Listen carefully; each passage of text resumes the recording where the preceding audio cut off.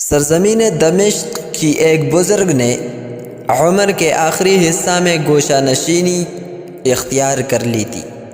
یہ بزرگ ان لوگوں میں سے ہرگز نہ تھے جو ہر کام دکھاوے کے لیے کرتے ہیں اور دنیاوی فائدے حاصل کرنے کے لیے دینداری کا ڈھونگ رچاتے ہیں، لیکن برا چاہنے والوں کی زبان کون پکڑ سکتا ہے؟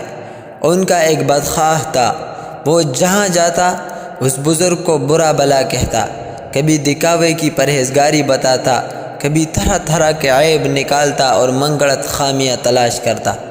اس بزرگ کو جب یہ بات معلوم ہوئی تو آپ اس شخص کی دشمنی کا حال سن کر آپ دیدہ ہو گئے۔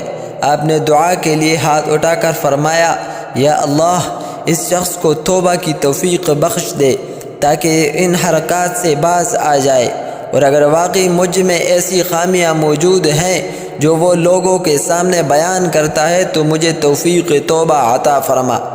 حاصل کلام یہ ہے، انسان کو اپنے آپ میں قوت برداشت پیدا کرنی چاہیے۔